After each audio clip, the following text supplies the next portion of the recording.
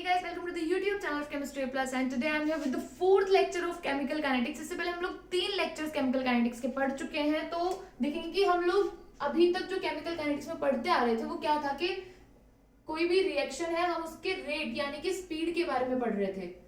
तो हम लोगों ने क्या कहा था कि हमारा जो रेट ऑफ रिएक्शन है, हमारे जो रिएक्शन की स्पीड है वो क्या होती है, चेंज इन कंसंट्रेशन रिएक्टेंट की या फिर प्रोडक्ट की, जिसमें भी हम मेजर करेंगे विद द टाइम। रिएक्टेंट और प्रोडक्ट के हिसाब से हमारे यहाँ पे प्लस और माइनस साइंस आ रहे थे। रेट को हमने डिवाइड किया था 2 पार्ट्स में, एक था हमारा एवरेज रेट और एक था इंस्टेंटेनियस रेट। इंस्टेंटेनियस रेट, तो हम लोगों ने क्या पढ़ा था एवरेज रेट और इंस्टेंटेनियस रेट के बारे में, कि जो हमारा एवरेज रेट था वो क्या था, एक टाइम पीरियड में निकाला गया रेट ऑफ रिएक्शन, और जो इंस्टेंटेनियस रेट था वो क्या था, किसी भी पॉइंट पर निकाला गया रेट ऑफ रिएक्शन, यानी कि ये क्या था, at a time, at an interval of time. और ये इंस्टेंटेनियस रेट क्या था हमारा, at a particular time, at a particular time. हम लोग केमिकल काइनेटिक्स में या फिर हमारी जो केमिस्ट्री है, हम लोग क्या देखते हैं कि ज्यादातर जो रिएक्शंस है वो इंस्टेंटेनियस रेट को फॉलो करती हैं, कि हमें ना हमेशा मोस्टली ऐसा होता है कि एक पर्टिकुलर टाइम पे हमारी जो केमिकल काइनेटिक्स है, हमें हमेशा एक पर्टिकुलर टाइम पे ही रेट ऑफ रिएक्शन पूछा जाएगा। ये नहीं कहा जाएगा कि आप यहाँ से यहाँ तक का टाइम में बता दो कि कितना रेट रहा हमारी रिएक्शन का, नहीं, हमसे एक पर्टिकुलर टाइम पे पूछा जाएगा। तो ज्यादा हमारे लिए इंस्टेंटेनियस रेट यूजफुल है, यानी कि जो एट अ पर्टिकुलर टाइम निकाला गया है। अब हम लोगों ने, अगर हम इनके ग्राफ देखें, ग्राफ से अगर हम एवरेज रेट और इंस्टेंटेनियस रेट को समझने की कोशिश करेंगे तो क्या होते हैं हमारे एवरेज रेट और इंस्टेंटेनियस रेट का ग्राफ। सबसे पहले एवरेज रेट का देखेंगे। अगर मान लीजिए कि ये हमारा टाइम है और ये हमारा रेट ऑफ रिएक्शन है, और हमारा जो एवरेज रेट है उसका प्लॉट इस तरीके से है, ये तो हमारा एवरेज रेट क्या होगा, हम यहां से यहां तक चेंज इन कंसंट्रेशन लेते हैं हम यहाँ, यानी कि इधर हमारी कंसंट्रेशन है और इधर टाइम है, वही तो हमारा रेट का ग्राफ बनेगा। ये लिया टाइम, ये लिए कंसंट्रेशन, ये कंसंट्रेशन और ये टाइम। तो यहाँ पे क्या होगा, हम इस टाइम से इस टाइम तक रेट ऑफ रिएक्शन बता देंगे। वहीं हम इंस्टेंटेनियस रेट में क्या देखते हैं, इंस्टेंटेनियस रेट, जैसा कि मैंने बताया कि पर्टिकुलर टाइम पे निकालेंगे यहाँ पे हम जो रेट ऑफ रिएक्शन है। तो ये इधर हमारा टाइम है, इधर हमारी कंसंट्रेशन है। हम लोगों ने ग्राफ प्लॉट किया एक लाइन ड्रॉ की, तो हमसे क्या, ये लाइन पूरा टच नहीं करेगी, किसी भी पॉइंट पे टच करेगी। मान लीजिए हमें इस पॉइंट पे निकालने को कहा, तो हम लाइन किस तरीके से ड्रॉ करेंगे कि इसी पॉइंट पे टच हो, ठीक है। तो यहाँ पे हम लोग क्या निकालेंगे, टाइम इंटरवल के अंदर हम अपना रेट ऑफ रिएक्शन निकाल रहे हैं, और यहाँ पर हम एक पर्टिकुलर टाइम पर अपना रेट ऑफ रिएक्शन निकाल रहे हैं। ये तो थी रेट की कहानी। अब जैसे कि हमारे पास रिएक्शन थी, तो जिस तरीके से हम लोगों ने रेट को 2 पार्ट्स में डिवाइड किया था, 2 कैटेगरीज में डिवाइड किया था, उसी तरीके से हम लोग रिएक्शन को, चलिए दोबारा ले लें, लिखा है, हम लोग रिएक्शन को भी 2 पार्ट में डिवाइड करेंगे।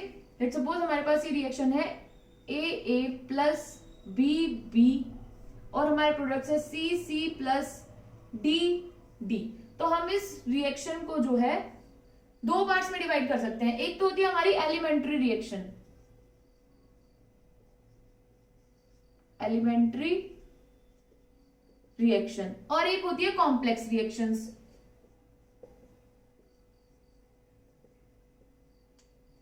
तो आज हम लोग हमारा रेट लॉ एक्सप्रेशन पढ़ेंगे और देखेंगे कि क्या होती है एलिमेंट्री रिएक्शन, क्या होती है कॉम्प्लेक्स रिएक्शन, और इसके अलावा ऑर्डर ऑफ रिएक्शन साथ साथ, ठीक है। थोड़ा सा ऑर्डर ऑफ रिएक्शन को समझेंगे, लेकिन मेन टॉपिक आज का जो है वो है रेट लॉ एक्सप्रेशन।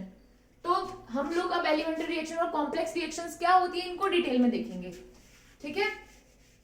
अगर आप लोगों ने इससे पहले जो अभी आप लोगों का एवरेज रेट और इंस्टेंटेनियस रेट समझाया है, ये सिर्फ शॉर्ट में समझाया कि हम लोग ये पहले पढ़ चुके हैं, अगर आपको डिटेल में पढ़ना है तो आप इससे पहले वाली वीडियोस देख सकते हैं, उनमें और भी ज्यादा डिटेल में पढ़ाया गया। तो हमने सिर्फ छोटा सा रिवीजन लिया क्योंकि आज ये हमारे लिए यूजफुल था।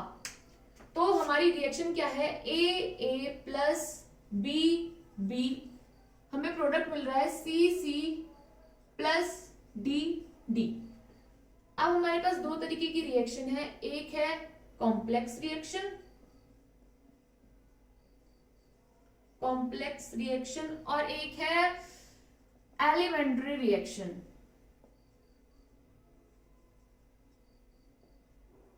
अब भाई क्या होती है कॉम्प्लेक्स रिएक्शन और क्या होती है एलिमेंट्री रिएक्शन। तो देखेंगे कि हमारी कॉम्प्लेक्स रिएक्शन क्या होती है और एलिमेंट्री रिएक्शंस क्या होती हैं। तो कॉम्प्लेक्स रिएक्शंस वो रिएक्शंस होती है जो हमारे कई स्टेप्स में हो रही हो, ठीक है, और जो एलिमेंट्री रिएक्शन है वो हमारी सिंगल स्टेप रिएक्शन होती है, ठीक है। यानी क्या बोला कि एलिमेंट्री रिएक्शन यानी कि सिंगल स्टेप में होने वाली रिएक्शन और कॉम्प्लेक्स रिएक्शन यानी कि जो अ नंबर ऑफ स्टेप्स में होती हो। जैसे कि एलिमेंट्री रिएक्शन की अगर हम एग्जांपल लें तो आयनिक रिएक्शंस जो होती है वो एलिमेंट्री रिएक्शन होती है, जैसे HCl प्लस NaOH क्या देगा हमें, H2O प्लस NaCl।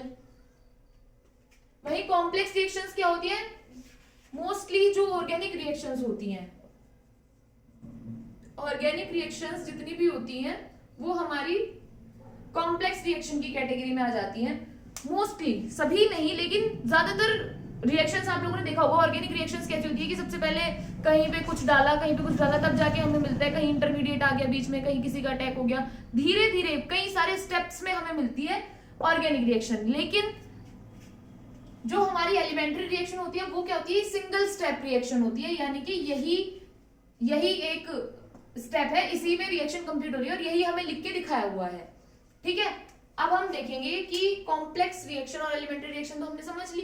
अब हम इनके रेट लॉ एक्सप्रेशन के बारे में देखेंगे, कैसे हम इनके रेट को डिफाइन करते हैं। तो जैसे ये रिएक्शन है तो हम एलिमेंट्री रिएक्शन वाले पार्ट को देखेंगे। सबसे पहले हम लोग क्या कहेंगे कि इसका जो रेट है, rate of reaction directly proportional होगा concentration of A, rate of reaction directly proportional होगा कंसंट्रेशन ऑफ बी। यानी कि यहाँ पे हम लोग क्या निकालेंगे कि दोनों का कंक्लूजन क्या होगा कि जो हमारा रेट ऑफ रिएक्शन है वो कंसंट्रेशन ऑफ ए और कंसंट्रेशन ऑफ बी के डायरेक्टली प्रोपोर्शनल है। डायरेक्टली प्रोपोर्शनल इन पे डिपेंड कर रहा है हमारी चेन रेट ऑफ रिएक्शन क्या किस किस पे डिपेंड कर रहा है कि हमारी concentration of A and concentration of B. लेकिन हमने हमेशा देखा है लिखा हुआ कि ये सिर्फ ये नहीं होता, इनकी ना कुछ पावर में भी लिखा होता है। तो एलिमेंट्री रिएक्शंस में क्या होता है कि जो भी हमारे पास ये स्टोइचियोमेट्री होते हैं यही हम इनकी पावर लेते हैं, यानी कि ए कंसंट्रेशन की पावर ए और बी है कंसंट्रेशन तो बी, यहाँ भी ए और बी। वहीं अगर हम कॉम्प्लेक्स रिएक्शंस में बात करें, कॉम्प्लेक्स रिएक्शन में भी ऐसे होगा, रेट ऑफ रिएक्शन जो है वो ए की कंसंट्रेशन पे डिपेंड करेगा, रेट ऑफ रिएक्शन जो है वो बी की कंसंट्रेशन पे डिपेंड करेगा और इसका कंक्लूजन ये लिखेगा कि रेट ऑफ रिएक्शन जो है वो ए की कंसंट्रेशन और बी की कंसंट्रेशन पे डिपेंड कर रहा है। लेकिन इनकी जो पावर है वो ये स्टोइचियोमेट्री नहीं होगी। क्यों नहीं होगी, क्योंकि जैसा ही कि अभी मैंने आप लोगों को बताया कि ये सिंगल स्टेप रिएक्शन नहीं है, ये कई सारे स्टेप्स में होने वाली रिएक्शन है और इन्हीं सारे स्टेप्स में से कोई एक स्टेप जो है वो सबसे स्लो होता है। जो हमारा स्लो स्टेप होता है वही रिएक्शन का रेट डिटरमाइनिंग स्टेप जाना जाता है। क्या स्लो स्टेप जो होगा रिएक्शन का उसे ही क्या बोलते हैं हम, रेट डिटरमाइनिंग स्टेप। अब वो स्लो स्टेप जो है वो हमें कैसे पता चलता है, वो हमें रिएक्शन में ही पता चलता है, एक्सपेरिमेंटली पता चलता है। ऐसे यहाँ पे लिखा हुआ नहीं मिलेगा आपको, जो ऑर्गेनिक रिएक्शन दी जाएगी कि भाई ये रिएक्शन हुई है, हमें कैसे पता चलता है कि वो एक्सपेरिमेंटली पता चलता है। तो यहाँ पे इसकी स्टोइचियोमेट्री इसकी पावर नहीं होगी, इसकी पावर क्या होगी, लेट्स सपोज x और y, ये हमने मान ली, यानी कि कंसंट्रेशन ऑफ x और कंसंट्रेशन ऑफ a की पावर x और ये b की कंसंट्रेशन है उसकी पावर y। ठीक है, समझ आया क्यों, क्योंकि यहाँ पर हमने स्टोइचियोमेट्री ली, ये सब एक्सपेरिमेंटली है, हमें थ्योरी के तरीके से बताया गया है, थ्योरी में लिखा गया है। ठीक है, ये तो आ गया हमारा एलिमेंट्री रिएक्शन के लिए और ये आ गया हमारा कॉम्प्लेक्स रिएक्शंस के लिए। ठीक है, यहाँ पे A और B क्या है और X और Y क्या है, तो यहाँ पे X और Y क्या है, ऑर्डर, चलो यहाँ X क्या है हमारा, order of reaction with respect to A, Y क्या है, order of reaction with respect to B, order of reaction with respect to A X और order of reaction with respect to B Y। ऐसे ही यहाँ पे A और B तो stoichiometry है, लेकिन ये भी इनके ऑर्डर ही है, क्या है, order of reaction with respect to what, A, and order of reaction with respect to B। इसके बाद हमें पता है कि हम प्रोपोर्शनलिटी का साइन हटा के, प्रोपोर्शनल का साइन हटा के क्या लिख देते हैं, कोई भी कोफिशिएंट डाल देते हैं। तो जैसे कि ये है, यहाँ कोफिशिएंट डालेंगे r इक्वल टू k, पता है हमें वेलोसिटी कांस्टेंट है a की पावर a b की पावर b, ऐसे ही यहां डालेंगे r equal to k a की पावर x b की पावर y। इतना सब कुछ क्लियर है। अब ऑर्डर ऑफ रिएक्शन का क्या मतलब है, ऑर्डर ऑफ रिएक्शन जो है वो एक्सपेरिमेंटली निकाला जाता है। यहाँ पे तो ये हम रिएक्शन देख के बता देंगे कि भाई HCl की कोफिशिएंट क्या है, 1 है, NaCl का भी कोफिशिएंट 1 है, तो हमारा जो टोटल ऑर्डर ऑफ रिएक्शन है वो 2 हो गया, और A के रेस्पेक्ट में क्या हो गया, 1, यानी HCl के रेस्पेक्ट में 1 हो गया ऑर्डर, और NaOH के रेस्पेक्ट में 1 हो गया, और टोटल ऑर्डर हो गया 2। लेकिन यहाँ पे हम लोग रिएक्शन देख के नहीं बता सकते, जो कॉम्प्लेक्स रिएक्शंस है उनके अंदर, कि हमारा जो रेट ऑफ रिएक्शन है वो कितना होगा। देखो अब जैसे कि ये पता चल गया हमें कि x और y क्या है, x है हमारा rate order of reaction with respect to A and order of reaction with respect to B है हमारा y। तो हमारे जो अगर हम ऐसे कहते हैं कि जो हमारी जो रिएक्शन है वो फर्स्ट ऑर्डर रिएक्शन है, फर्स्ट ऑर्डर रिएक्शन, तो हम क्या कहेंगे, x plus Y equal to 1। तो मे बी ये x 0 रहा हो और ये y 1 रहा हो, या फिर ऐसा हो सकता है कि ये x 1 रहा हो, ये y 0 रहा हो। इसका क्या मतलब है कि जो A है, A के रेस्पेक्ट में ऑर्डर क्या रहा हो, 0 रहा हो, और B के रेस्पेक्ट में 1 रहा हो, तो ये रिएक्शन फर्स्ट ऑर्डर की होगी। या फिर हमारा जो A के रेस्पेक्ट में वो फर्स्ट ऑर्डर रहा हो और B के रेस्पेक्ट में 0 ऑर्डर रहा हो, तो ये रिएक्शन फर्स्ट ऑर्डर हुई। या फिर अगर हमें बोल दिया जाए कि हमारा जो rate of order of reaction है वो 2 है, तो मे बी ये 0 हो सकता है, ये क्या हो सकता है 2, ये 1 हो सकता है, या फिर ये 2 और ये 0 हो सकता है। इसका मतलब समझ रहे हैं आप, टोटल ऑर्डर तो हमारा 2 है, लेकिन अगर हमसे कंसंट्रेशन के टर्म में पूछ लिया जाए कि A के रेस्पेक्ट में क्या ऑर्डर है, B के रेस्पेक्ट में क्या ऑर्डर है, तो हम बताएंगे कि A के रेस्पेक्ट में 0 ऑर्डर है, Y के रेस्पेक्ट में 2 ऑर्डर है। तो इस तरीके से हमारी रिएक्शन जो है वो टोटल सेकेंड ऑर्डर रिएक्शन हो गई। समझ आया इतना। अब हम यहां से क्या देखेंगे कि हमारा रेट लो एक्सप्रेशन, अभी तो हमने इसे समझा है रेट लो एक्सप्रेशन को, अभी हम डेफिनेशन से देखेंगे कि डेफिनेशन क्या कहती है। हाँ जी, तो क्या कहती है हमारी डेफिनेशन रेट लॉ की। देखो अभी तक तुम लोगों ने सब कुछ अच्छे से समझ लिया है ना। अब अपनी कॉपी पेन निकालो, हेडिंग डालो रेट लॉ और ये डेफिनेशन लिखो, क्योंकि हमें एग्जाम में डेफिनेशंस लिख कर आनी है, ठीक है। और ये सब ना आपकी एनसीईआरटी बुक से ली हुई है, आप लिख सकते हो अपने लिए, अपने नोट्स में अच्छे से नोट कर सकते हो, और एग्जाम में भी लिख के आ सकते हो, आपको कंप्लीट पूरे मार्क्स मिलेंगे। तो क्या बोलते हैं rate law definition, a mathematical expression that gives the true rate of our reaction, यानी कि वो मैथमेटिकल एक्सप्रेशन जो हमें true rate of reaction they in terms of concentration of the reactants, हमें रिएक्टेंट्स की कंसंट्रेशन की टर्म में rate of reaction they, which actually influence the rate is called rate law, which actually influence the rate law।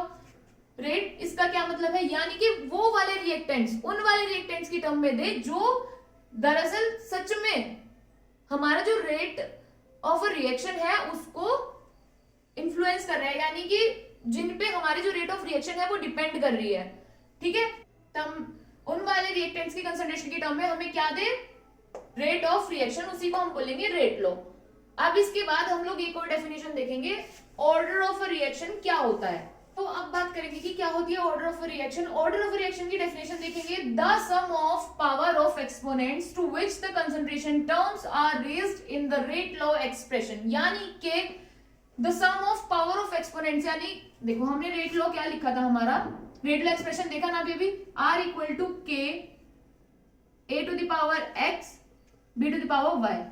तो यहाँ पे साफ साफ शब्द में ये लिखा गया है कि जो ऑर्डर ऑफ अ रिएक्शन है, ऑर्डर ऑफ रिएक्शन क्या होगा, इन एक्सपोनेंट्स के जो कंसंट्रेशन है उनकी पावर, जो भी पावर दी हुई होगी उसके सम के इक्वल होगा। अभी पीछे बताया ना ऑर्डर के बारे में कि कैसे x0 और y1 होगा तो हमारा ऑर्डर 1 होगा, तो क्या होगा x प्लस y। ये है हमारा ऑर्डर ऑफ अ रिएक्शन। ठीक है, ये दोबारा मैं आप लोगों को इक्वेशन से बता दूं पूरा का पूरा क्या है। लेट्स सपोज हमारे पास ये रिएक्शन है A plus B B C plus D D. तो हमारा रेट जो है किसके प्रोपोर्शनल होगा, concentration of A concentration of B, R equal to concentration of A concentration of B, एक कोफिशिएंट आ गया के, वेलोसिटी कांस्टेंट है। अब जिसकी पावर होगी वो होगी एक्स वाई। तो यहां से हम रेट लॉ एक्सप्रेशन से, हमारे रेट लॉ एक्सप्रेशन से देखकर बताएंगे कि हमारा rate of reaction, order of reaction क्या होगा। तो ऑर्डर क्या हो गया, एक्स प्लस वाई। अब देखो एक बात ना बहुत अच्छे से समझ लो कि हम लोग रेट लॉ एक्सप्रेशन देखकर ऑर्डर बता सकते हैं रिएक्शन का, लेकिन हम रिएक्शन को देखकर रिएक्शन का ऑर्डर नहीं बता सकते। अब कुछ लोग क्या करते हैं, जैसे ये रिएक्शन है, लिखी हुई है रिएक्शन, तो क्या कहेंगे ऑर्डर क्या है, ए प्लस बी, इसका ऑर्डर है। बहुत लोग करते हैं, बहुत मिस्टेक करते हैं। कई बार तो ना ऐसे देखते रहते हैं कि हाँ भाई कौन सा सही आ रहा है कौन सा नहीं आ रहा है। बहुत सारे में तो मैच कर जाता है, बहुत सारे में मैच नहीं करता। क्यों भाई, क्या हुआ ये?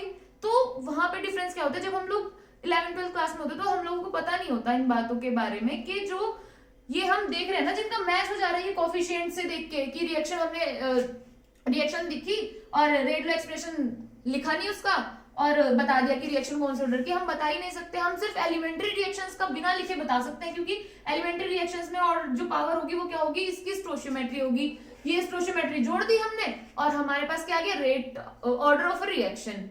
लेकिन अगर हमारे पास कोई कॉम्प्लेक्स रिएक्शन है, वहां पे तो नहीं लिखा होगा कि एलिमेंट्री रिएक्शन है या फिर ये कॉम्प्लेक्स रिएक्शन है। अगर हमारे पास कॉम्प्लेक्स रिएक्शन आ जाती है तो फिर ये स्टोइचियोमेट्री जो है वो बेकार है। हमें रेट लॉ एक्सप्रेशन से ही हमारा ऑर्डर ऑफ द रिएक्शन निकालना पड़ेगा। तो ये बात हमेशा याद रखनी कि अगर एलिमेंट्री रिएक्शन दिया हुआ है तो हम लोग यहाँ से स्टोइचियोमेट्री ऐड कर देंगे, वरना स्टोइचियोमेट्री ऐड करके कभी नहीं बताना कि ये जो है हमारा ऑर्डर ऑफ रिएक्शन हो गया। नहीं, हम लोग रेट लॉ एक्सप्रेशन से देखेंगे कि हमारा ऑर्डर ऑफ रिएक्शन क्या हुआ।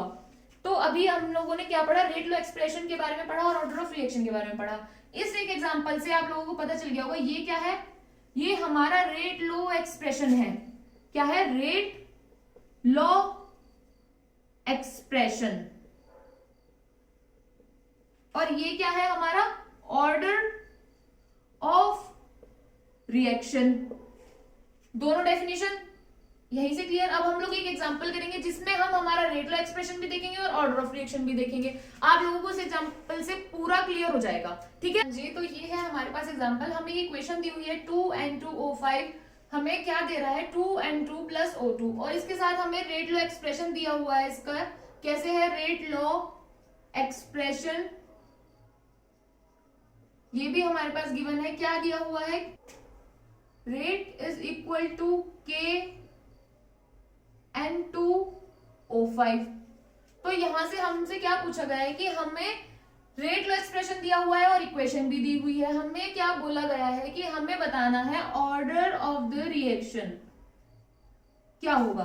तो अब हम लोग क्या करेंगे, हम से कुछ क्या करेंगे, ये 2 है तो ऑर्डर ऑफ रिएक्शन क्या हो गया भाई 2, जो कि बिल्कुल गलत है। मैंने क्या बताया कि हम लोग रेट लॉ एक्सप्रेशन से देखेंगे कि हमारे रिएक्शन का ऑर्डर क्या होगा। ये क्या है, इसकी पावर कितनी है 1, तो हमारा जो ऑर्डर ऑफ द रिएक्शन है वो कितना हो गया 1। ये हमारे पास इन लोगों ने रेट लॉ एक्सप्रेशन हमारे पास क्वेश्चन में गिवन था और हमने वहां से ऑर्डर ऑफ रिएक्शन निकाल दिया 1। हमेशा हमें रेट लॉ एक्सप्रेशन से ही देखना है, कभी भी यहां से देख के नहीं लिख देना कि हमारे पास इक्वेशन में 2 है तो हमारा जो ऑर्डर है वो 2 है। नहीं, वो सिर्फ हमारी एलिमेंट्री रिएक्शंस में होता है कि हम लोग स्टोइचियोमेट्री से देख के बता दें कि भाई हमारा ऑर्डर क्या होगा, वरना हमें हमेशा रेट लो एक्सप्रेशन से ही देखना है। इसके साथ ही एक और एग्जांपल देखेंगे।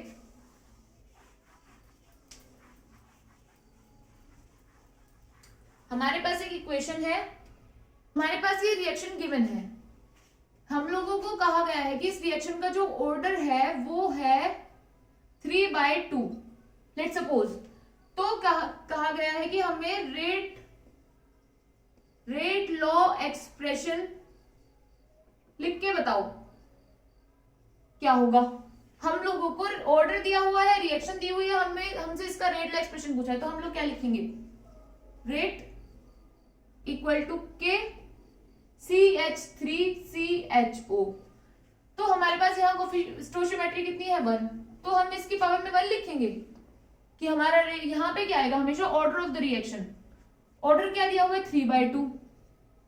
ये हो गया हमारा रेट लो एक्सप्रेशन कंप्लीट। अब आपसे एग्जाम में रेट लो एक्सप्रेशन देके ऑर्डर पूछे तो भी, ऑर्डर देके रेट लो एक्सप्रेशन पूछे तो भी आप लोगों को दोनों चीजें लिखनी आ गई अच्छे से। अगर हम लोगों ने क्या सीखा कि हमारे पास अगर एलिमेंट्री रिएक्शन तो हमारा स्टोइचियोमेट्री से काम चल जाएगा, लेकिन अगर हमारे पास कॉम्प्लेक्स रिएक्शंस है तो हमारा स्टोइचियोमेट्री से काम नहीं चलने वाला। हमें क्या चाहिए, रेट लो एक्सप्रेशन। हमेशा रेट लो एक्सप्रेशन से ही हमें ऑर्डर ऑफ द रिएक्शन जो है पता चलता है। ये क्या है, ये जो हमें दी हुई है ना, ये मोलिकुलरिटी होती है, मोलिकुलरिटी ऑफ द रिएक्शन, यानी कि हमारे पास एक दी हुई है तो टोटल मोलिकुलरिटी कितनी होगी 2, सिर्फ एक है तो हमारे पास मोलिकुलरिटी कितनी होगी 1, यानी कि कितने मॉलिक्यूल हमारे पास रिएक्शन में पार्टिसिपेट कर रहे हैं। ये ऑर्डर ऑफ रिएक्शन नहीं होता। स्टोइचियोमेट्री बस ये है कि elementary reaction single step reaction होती है, वही उसका रेट डिटरमाइनिंग स्टेप है, तो हमारे पास स्टोइचियोमेट्री ही उसकी पावर में आ जाती है, यानी कि उसका ऑर्डर हो जाता है। और हमारे पास जो कॉम्प्लेक्स रिएक्शंस है वो डिफरेंट स्टेप्स में हो रही होती है, हमें पता ही नहीं होता कि स्लो स्टेप कौन सा है। अगर हमें बता दें कि स्लो स्टेप ये वाला है तो हम उसकी स्टोइचियोमेट्री से निकाल लेंगे रेट ऑफ रिएक्शन। ठीक है, तो आज के लिए बस इतना ही। नेक्स्ट क्लास में हम लोग क्या पढ़ेंगे, हमारा ये जो रेट लो एक्सप्रेशन में हमने देखा ना अभी R इक्वल टू के, और ये कुछ भी कंसंट्रेशन हम लोग लिख के इसके ऑर्डर बता रहे थे, ये रेट कांस्टेंट। नेक्स्ट टॉपिक हमारा ये होने वाला है रेट कांस्टेंट। रेट कांस्टेंट के बारे में पढ़ेंगे, डिफरेंट ऑर्डर्स के लिए क्या रेट कांस्टेंट होता है, रेट कांस्टेंट कैसे हमारे रेट ऑफ रिएक्शन को अफेक्ट करता है। ठीक है, आज तक के लिए इतना ही। इसके जितने भी न्यूमेरिकल्स आप लोगों को मिलेंगे आप लोगों ने प्रैक्टिस करनी है, अपने नोट्स बनाने हैं अच्छे से। Take care, bye bye.